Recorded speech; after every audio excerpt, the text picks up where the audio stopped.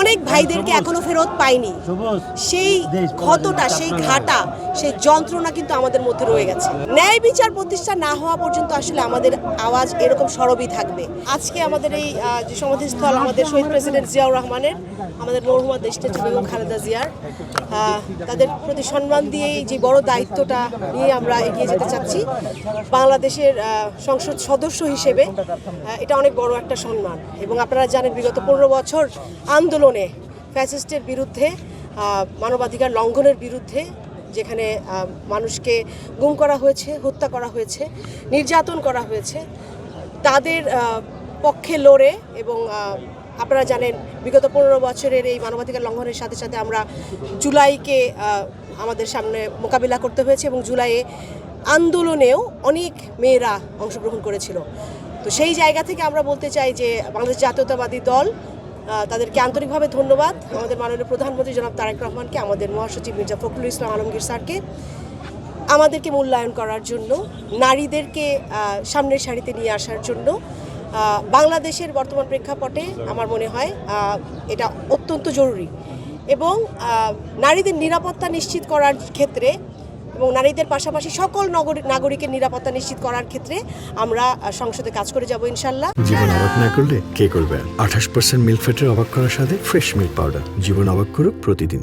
যে বাংলাদেশ আমরা চাই, আমাদের মরহুমা দেশনেত্রী বেগম খালেদা জিয়া, আমাদের আপসীন নেত্রী, যেই স্বপ্ন দেখেছেন, ন্যায়ের জন্য লড়ে গেছেন, আমরাও সেই পথেই যাব ইনশাল্লাহ। তার স্বপ্নকে যেন বাস্তবায়ন করতে পারি, সেই লক্ষ্যেই ইনশাল্লাহ আজকে থেকে আমাদের কাজ। আপনারা জানেন আমার বিগত আন্দোলনের সময়, যে সময় এটাই স্যাংশন হয়েছিল 7 জন যাদের আইন প্রয়োগকারী সংস্থার যেই ব্যক্তিদের বিরুদ্ধে, তার পরবর্তীতে নির্বাচন পূর্ববর্তী সময় পর্যন্ত কিন্তু গুম বাংলাদেশে হয়নি।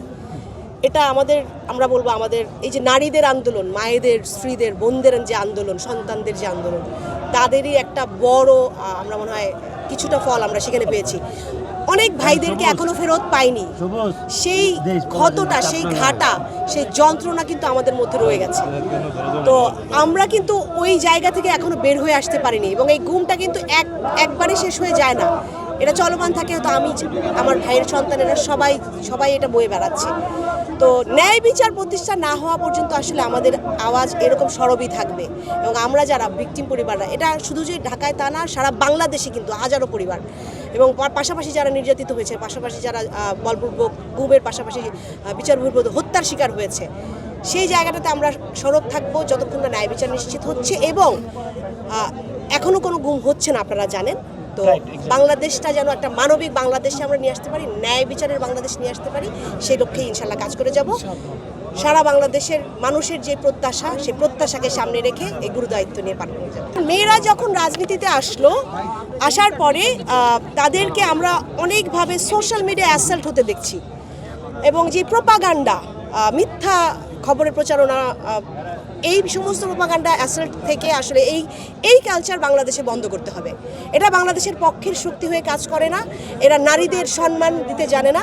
সো নারীরা এখন যখন নেতৃত্ব স্থানীয় জায়গায় যাবে, দেশের জন্য কাজ করতে যাবে, সেই জায়গায় যেন এই সমস্ত কোনো প্রতিবন্ধকতা সৃষ্টি করতে না পারে।